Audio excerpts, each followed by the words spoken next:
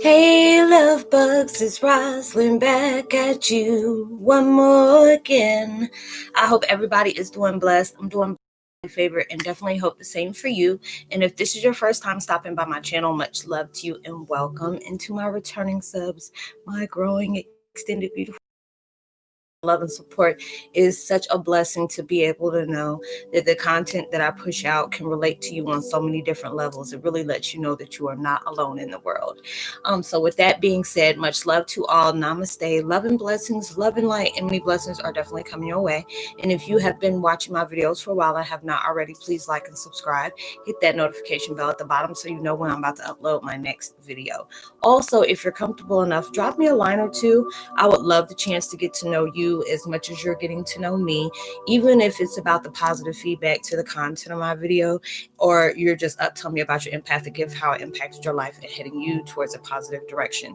And if you feel like the videos are informative, insightful, that just gives you good vibes that you would love to share with a loved one, family, or a friend, or even a an empath that may be going through some trying times, if they need spiritual guidance or just needing confirmation or validation towards life path or even soul purposes, please go ahead and share them while you're at it. Give you a thumbs up, like, and also share on your social media favorites wherever you see fit. Thank you once again for the love and support. It's so greatly appreciated.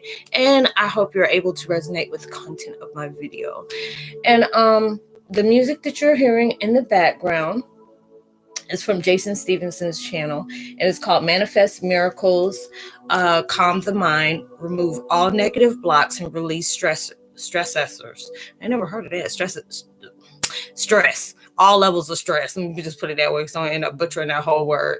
I keep on trying to remember to tell this all the time at the beginning, because I know I've been getting so many emails of y'all contacting me and letting me know how you love my videos. It's truly a blessing. So I'm gonna make sure I say it at the beginning and the end of the videos, because sometimes people don't make it all the way to the end. But all my contact information is at the bottom of in the description box below for you to be able to connect with me, just basically for networking or just giving you a deeper understanding of your purpose or mission, or if you just want to share your experiences or just have any questions or concerns about your spiritual purpose. I'll try my best. If I can't tell you from my experience, my personal experience, I always try to make sure I give you the information that you need just to give you a deeper understanding about that.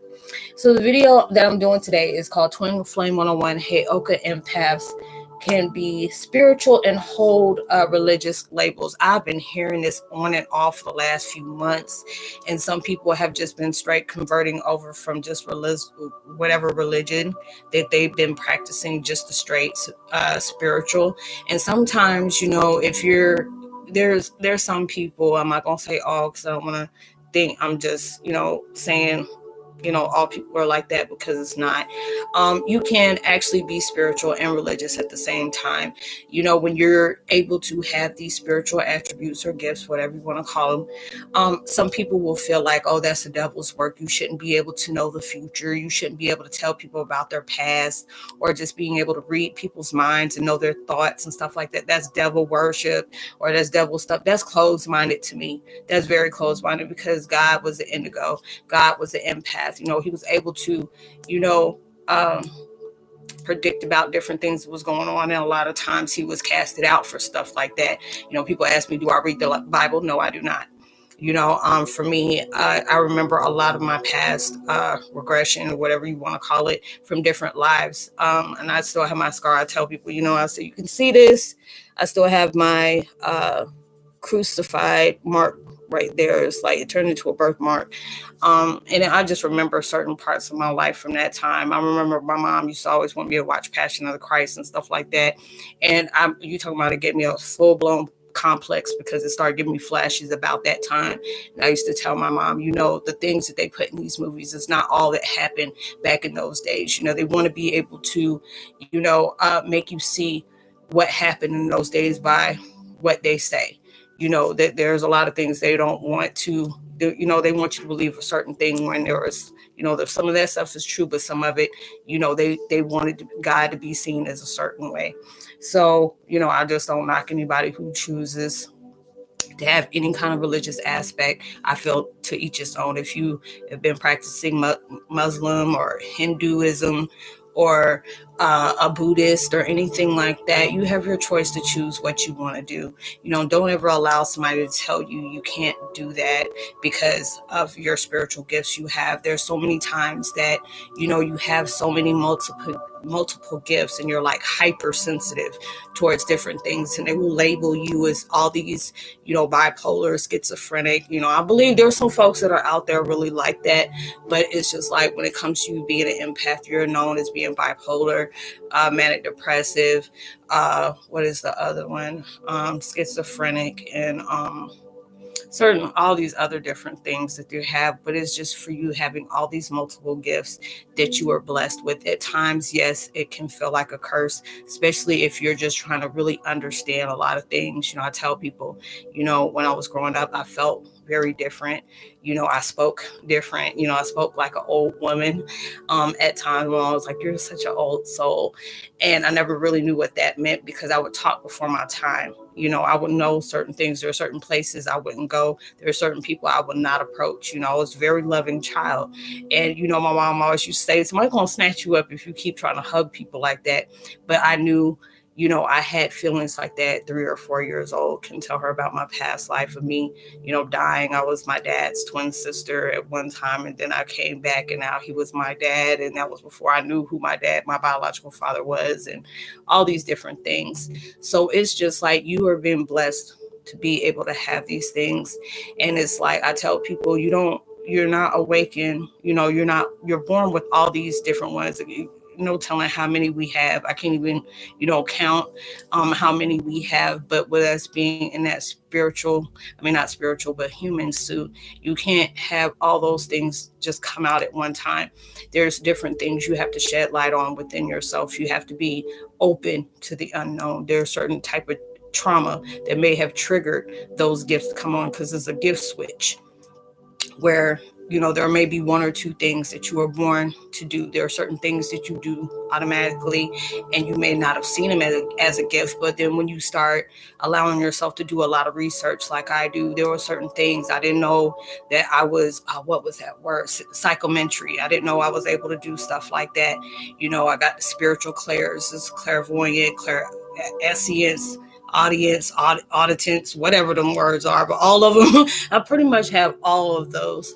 And it's just like the more I connect with others, the more I do a lot more research and taking place, that's a blessing. But it's just like, if you're not familiar with those parts of you yet, like I tell people, that's your shadow self, your shadow dormant self. Not shadow self is like you're doing shadow work, but basically, well, actually, if you really think about it, it can be that way, because there's parts of yourself you really have to face. There's parts of yourself that you really need to, become accepting of, when you're going through so many different things in our lives. Because it's like, with us as being empaths, we have gone through so many detrimental things. And it's just like, when you look at somebody, you just want to give them all kind of blessings of honor to God, that you are still here, you're still in your right mind, and you just want to show compassion to the world. You know what you went through, so you don't want anybody else to go through that. And you're trying to be able to heal yourself and center yourself, and to let go of your wounds while you're trying to help others as well.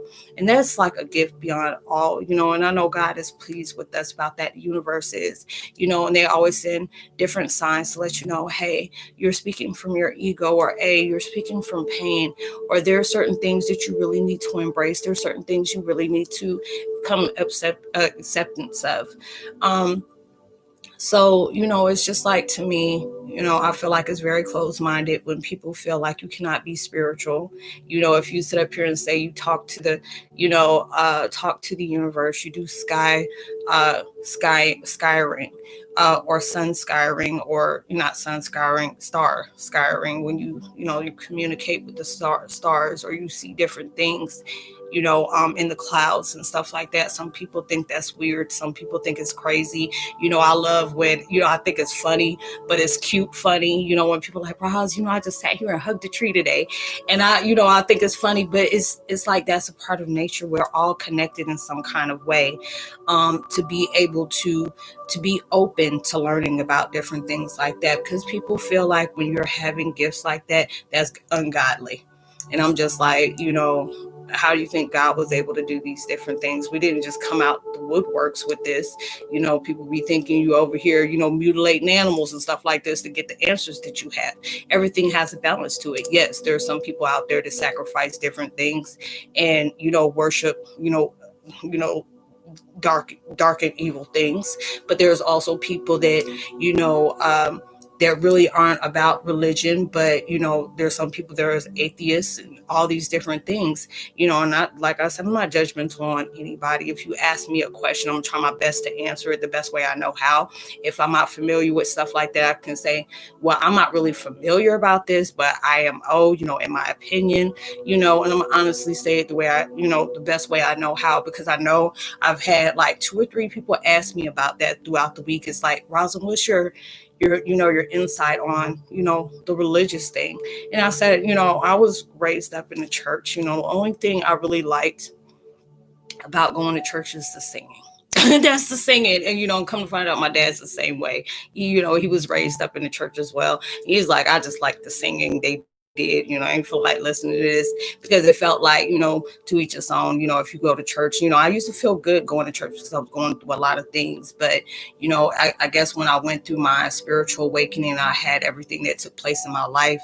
It was, the things that I would never be able to just to be able to digest from people I trusted were religious people, and it was just like, it made me look at religion a lot of different ways, because a lot of times when you're dealing with narcissism, sociopaths, psychopaths, a lot of them will connect themselves with labels of some kind of religion, because they feel like all the devilish and evil deeds that they're doing, or if I pray and I go ahead and give my little tithes and offerings, I would just be okay. I can still do what I do, but and go right back and do the same thing again. My God doesn't answer prayers like that. But if you feel like that's going to happen, hey, it is what it is. But when you're allowing yourself to do that, don't ever feel like you have to pick and choose. You are on a path of purpose, just like everybody else is. Don't feel like you can't have one without the other. If you feel like you want to be Baptist or Presbyterian or whatever they want to call it, and you still want to practice your spirituality, you can do that. If anybody tells you that you can't do that, it was already a hypocrite in the first place, because God loves everybody. Some people say, God don't like people that are gay or something like that. I'm like, God, even though you may say that this has been going on back before they would even talk about it, because it was like a taboo type situation where there was same-sex interaction. It was just the fact that you would get killed for it back in the day. But now it's just like, I just see people, I see souls, I see spiritual connections, and I love everybody. As long as you ain't did nothing to me, even if you did something to me, I'm like, okay, just keep your distance from me, but I still love you from a distance. So, allow yourself to be able to know you can be religious, and you can also be spiritual at the same time. Being able to be open about your gifts, do your research, learn more about yourself. If you being directed to go research a certain thing, there is a reason for that, because there'll be sometimes y'all ask me about certain things. I'm like, I don't know about that, but let me go check it out. And I'll go read about these different things, or I'm learning more things about it. And boom, I end up finding out that, something may have led me, just because I was researching one thing, another thing would have came out that I didn't realize I was doing this whole time. Because like I said, there can be certain practices that you do automatically, and you've been doing it for so long, even as a child, and it's more stronger as a child, because it's like we don't put boundaries, that we're open towards everything. And it's a lot of times you're more powerful when you were a child. It's like when I see the stuff that I see, and it makes so much sense too. So many different things I suppressed with me releasing so much. Then all of a sudden I start remembering certain things that I used to do as a child that my mom would understand, but I had to keep it hush hush when her husband around, because it's like those things I was able to do, they felt like that was crazy. People gonna think this child's crazy for her talking like that. My mom was like, no, I don't, but I was only able to share stuff like that with my adopted mom, and I truly appreciate her for that. So, just do your research on the different things that you're doing, because a lot of times there are so many people I've been getting in contact with, and they're just finding out they're an empath, or they're just finding out they're a Heyoka. And, it can be very scary at times, because you you always wonder, why do I feel like an outsider? Why do I not, I'm so misunderstood.